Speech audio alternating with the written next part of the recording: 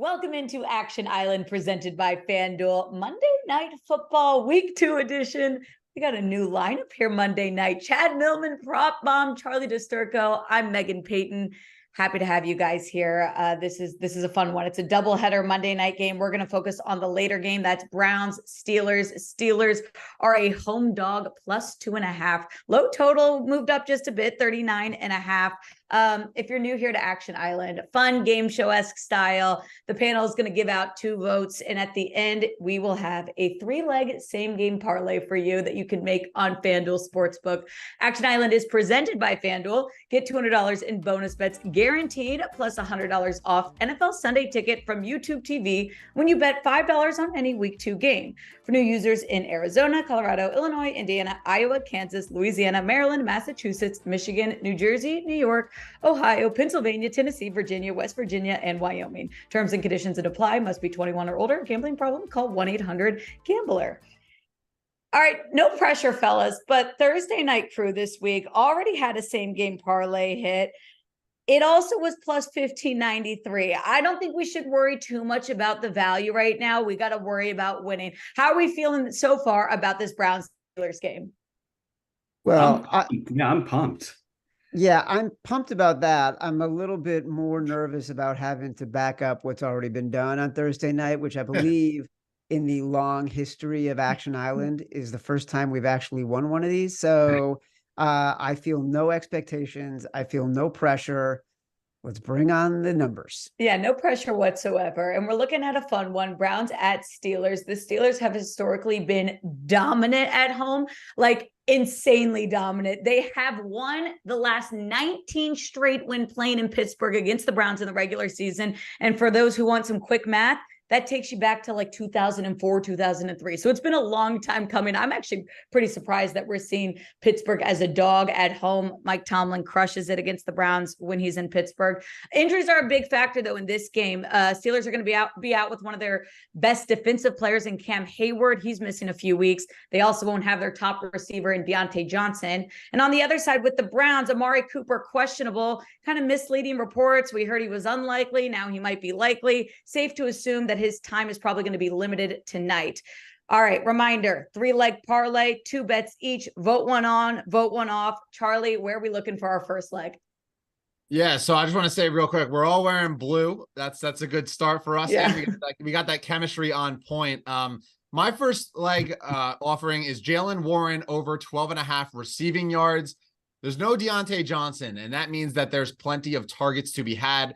And Johnson, he's deadly in the short game. Well, that's not going to happen this time around, obviously on the IR. Jaylen Warren is one of those guys that I think can clean up underneath in that case. Week 1, obviously it was a trailing game script, but Pittsburgh targeted Warren on 33% of all his routes run. And last year, for reference, this is a third down back, a receiving back type deal. Warren over in 7 of 12 weeks of the last 12 weeks of the season, which is around 58-60%.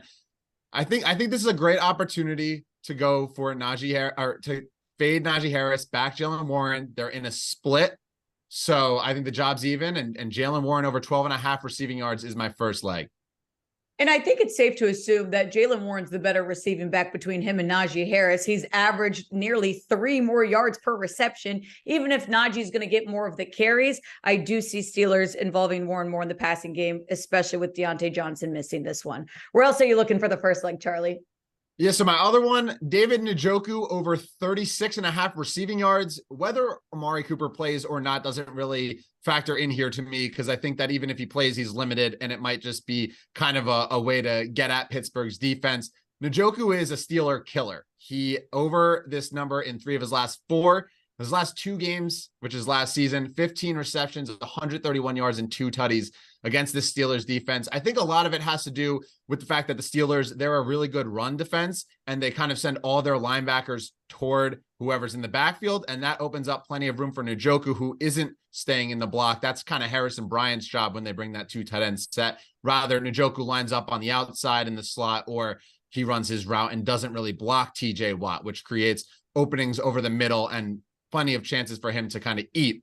Last year, to end the season with Watson, he averaged over 5 targets per game, he actually sees about a 5% route participation rate increase against the Steelers. He just is a perfect matchup killer for this game. And if the Steelers, with their injuries, without Hayward, you mentioned, and they want to kind of stop that run with Chubb, or if they overcommit a few times, the play action is going to be deadly. I think Njoku can easily get 3 to 5 receptions here, and this number should be cleared no problem. It almost feels like his line sometimes gets deflated on sports books, because when you think of the Steelers, you think of this crazy defense that's stopping everything, when in reality, they've been better at stopping the run. Cam Hayward not being out there is going to be a big factor in this, but Njoku's had success over in 3 of the last 4 games against Pittsburgh. Another good option for our first leg. Recap: Warren over 12.5 receiving yards, or Njoku over 36.5 receiving yards. Make your votes, fella. We'll look at this after the break.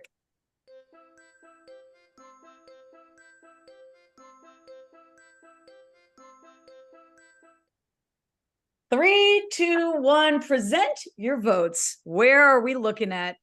Ooh, we're a little split. Prop Bomb and I are on the same page with Warren. Sorry, Chad, you're getting voted off already. And Njoku, no, thank you. I like Warren more, as we mentioned. He's been a huge factor into this Steelers offense, not only last year, but I think that this year it's only going to increase. And you have to remember, the Steelers faced a Niners defense last week. It's not the best test to see how Jaylen Warren's going to do given the rest of the season. Prop Bomb, you were on the eye of Warren as well. What did you see in that one? Yeah, so to go with Charlie's Jaylen Warren prop, what I liked a lot about it too is that the Cleveland Browns' ferocious pass rush with Zadarius Smith and Myles Garrett, they're gonna get to Kenny Pickett a lot, and I think that's just gonna force a lot of dump throws to a guy like Jaylen Warren. And what I've been liking about Jaylen Warren is he's been being utilized like right away for the team. He has like almost a 50-50 split with Najee Harris. And I mean, he had 5 or 6 targets last week. To get 12.5 receiving yards seems like it can be done in 2 catches.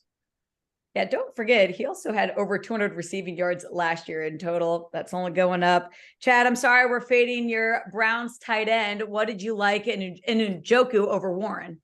Well, I feel like I'm going to be an island for a lot of this show. I'm already feeling isolated. But my feeling with Njoku is that the Browns, to me, are the better team, and they're going to have more opportunities offensively, I think, than the Steelers. And I think with Deshaun Watson, and we'll talk about this a little bit later in the show, he's been terrible under pressure. And TJ Watt will be able to get to him. But the one safety valve he has is in Njoku. So to me, because of what Charlie pointed out earlier when he was discussing it, like, he is a favorite target of Deshaun Watson in the time Deshaun Watson has been back. This is not a huge number for him to have to get, when I think his targets will be higher than what they normally are. Chad, I want to quickly follow up with you. We talk about the Browns being the better team against the Steelers, but when you look at the stats, Pittsburgh's crushed Cleveland at home. I know this is the parlay show, but can you give any insight on whether you think that those trends will change tonight and Cleveland will come up with a victory? Well, look, I'm on the Browns. I got him at -2. It's a little bit of a public play, to be honest. Like, in this spot, it's a rah-rah Mike Tomlin spot, and it's a home team that just got blown out as a short home dog against a division opponent. It goes against everything I believe in to bet on the Browns in this spot. But their defensive line is so dominant. Their offensive line is so dominant. I just feel like they're a much better team right now than the Steelers. And so I decided to take the better team against the Pittsburgh team that I also think is struggling offensively. And we're gonna dig into that a little bit later. But I like the Brownies. What can I say? I'm not selling my stock on Steelers yet. I'm still riding with Mike Tomlin, and our parlay is riding with Jaylen Warren. Jaylen Warren over his receiving yards for our first leg. Prop Bomb, where are we looking for our second leg? All right, Island Crew. So we're going to be going with Nick Chubb, the alt rushing line, not the actual or 84.5, the 80+ rush line. And he goes by Mr. Chubb, apparently, by Mike Tomlin, because I'm watching all the interviews with him, and out of sheer respect, he's just being called Mr. Chubb. Anyways, guys, last week again with Nick Chubb saw almost all the work before the fourth quarter blowout against the Bengals, and he totaled for 116 rushing yards. It's just, I think, to me, it just goes to show how utilized he's going to be on this team. And you alluded to it earlier, Megan, with them not being without Cameron Hayward, who actually was ranked. He had a 10.4 rush stop percentage, which was amongst the 18th most out of all 300 players. That's just going to be a huge hole in the running lanes here. And not to mention, it's just a very low line here. I mean, he's averaged 90.6 rushing yards in the 18 games, and he's gone over this in 13 of those 18 times. But actually, check this out. The 5 times that he's missed this, 4 of those were when the Browns lost by 20 or more points.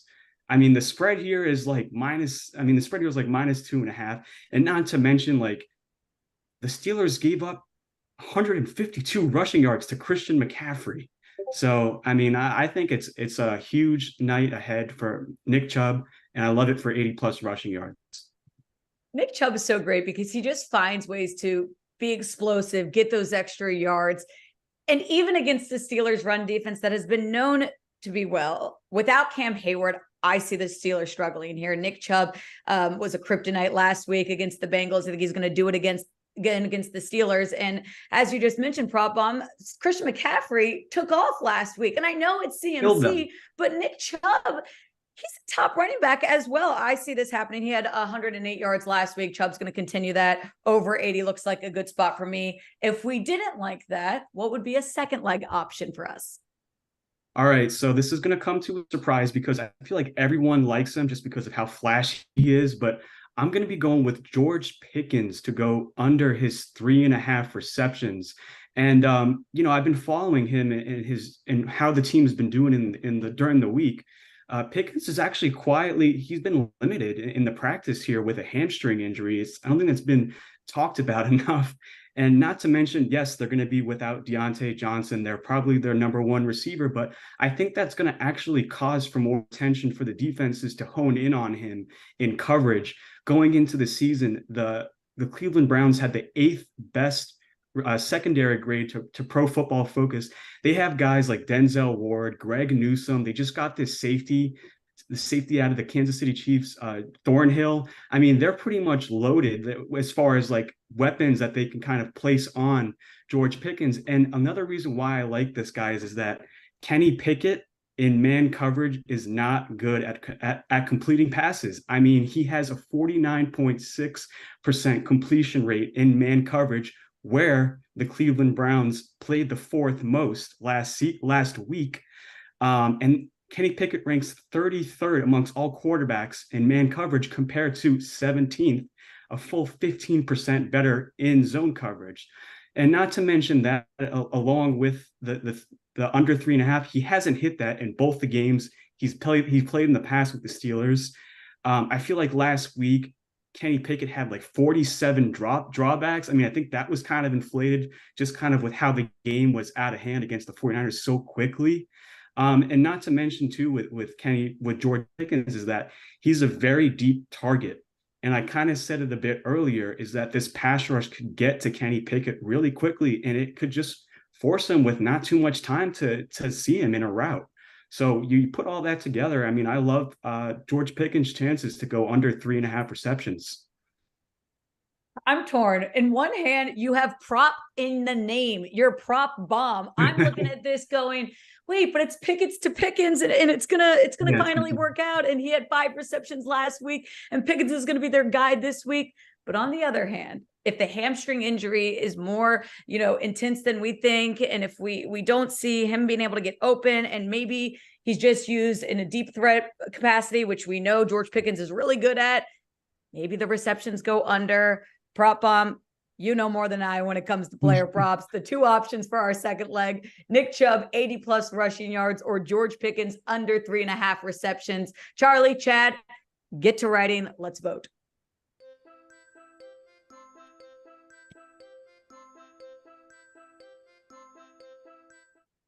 Three, two, one. Present your bets. All right, it is finally decided. Nick Chubb, we're all in agreement here. George Pickens, you're voted off. Nick Chubb, you're voted in. Chubb's just insane. How can you absolutely any way vote against Nick Chubb when he's literally one of the best running backs in the league? Chad, we were on the same page this time. Why are you taking Chubb over Pickens under? Well, look, I think the game plan for the Browns is going to be to run the ball as much as possible. That's their identity. And I know there's some injuries on the offensive line, but that's still what they're going to try to do. Because the truth is, Deshaun Watson just hasn't looked very good. He didn't look good in the last 6 games that he played. He looked pretty bad, except for one drive against the Bengals. Nick Chubb and this Browns team is built on the identity of pushing people around at the line of scrimmage and running the ball. They have one of the top 5 offensive lines in the NFL. This is what Kevin Stefanski wants his team to do, and it's where they have the advantage. So to me, when you're talking about what the Browns can do to win the game, put the ball in Nick Chubb's stomach and let him run. I like where you're thinking, Chad. It feels like the storyline of the Browns pass offense was kind of overshadowed by the Bengals and Joe Burrow playing terrible. But in reality, Deshaun Watson didn't look great. This passing game wasn't amazing. The offense won because of Nick Chubb, and I see that happening again. Charlie, where was your head going when you bet on Chubb over 80 rushing yards? Yeah, I mean, I just echo Chad's statement. I mean, the pure pound for pound, Nick Chubb, I think, is the greatest rushing back in the NFL at this point. It's just really hard to bet against a guy who probably sees that 15 to 20, if not more than 20 carries in a game. I agree with Chad, where I'm kind of on the public side of leaning toward Cleveland pulling this out, which means a couple more carries for him. So I just think you can't really ever fade Nick Chubb. So I like him a lot more here than Pickens is under. We're writing the game script slowly. We've got Jaylen Warren over 12.5 receiving yards, Nick Chubb 80+ rushing yards. We need a third leg. Chad, where are we looking? Well, listen, it's never fun, Megan, when you come on the show and some guy who's on his first show completely takes the steam with really smart stats about one of the picks you were going to make. So I will say this. I like George Pickens. I like him over his receiving yardage total, 42, 42.5, 43. And while Prop Bomb makes some great points about the attention he is going to get from the Cleveland Browns defense, and I love this Cleveland Browns defense from the front 7 all the way through the backfield. I think they're outstanding. He can do this in one play. And so even if he got 3 receptions, as Prop Bomb is saying, he likes him under 3.5, he could still get the 43 yards. He is the only thing Kenny Pickett has going for him. No Deontay Johnson. Even when Deontay Johnson was on the field, George Pickens was still targeted 7 times last week. That will be increasing tonight. And by the way, he went over this yardage total in 9 of 17 games last year. He is going to be the primary target. Kenny Pickett, he's got nowhere else to go. I couldn't agree more, Chad. As much as I wanted to find some way to debate with you, Pickens averaged over 47 yards last year, and that was with Deontay Johnson as their star receiver. This to me feels like over. Even if the hamstring is an issue, he only needs to get what? Three passes, and then we're over this if he has any deep threat balls. Chad, where else are we looking if we don't want to go with Pickens for our number 1 leg? Well, listen, if everyone is too scared to bet Pickens and is over receiving yards, I have something even scarier, and it tailors to people like me who won't be able to stay up for the whole game, so they expect nothing to happen in the second half, which is betting the under 39.5 right now. I think this game is tailor-made to playing to the under, and I know there have been a lot of overs this weekend, and everyone is thinking, okay, this is the weekend where we get right because week 1 was all about the unders. But we're talking about TJ Watt rushing Deshaun Watson. We're talking about Myles Garrett rushing Kenny Pickett, who, like we've said, is without Deontay Johnson and some of his primary weapons in George Pickens potentially being injured. Also, since 2004, the under is playing to a much higher percentage as a to cover than the over in situations like this. We're talking about primetime games under 40. So I'm going to take the under in this spot. But that's not fun, Chad. No one wants to watch an under game. Monday Night Football. We're trying to stay up. We need scores to keep us awake. Megan, I got to go to bed. I need this to be an under. I got a lot of stuff to do in the morning. Besides, Nothing is more fun than winning, and I truly believe we're putting together a winning parlay. Whatever those guys did on Thursday, we can do better. I know, but what's more fun, betting Pickens over or betting an under on the game? Either way, I'm not the only one making the call here. Charlie Prop Bomb, let's get to writing. Vote on what you like for our third leg.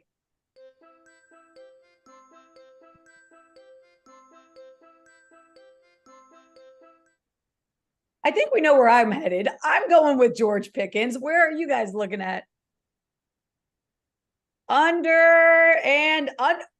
All right, it was bound to happen. I'm voted off. We're going under. We all want to get our sleep, get our rest. See, this is the problem. I started to fall asleep during Colorado State, woke up and missed the entire thing. So maybe I do need an under game so I don't miss much and have to recap on the following day.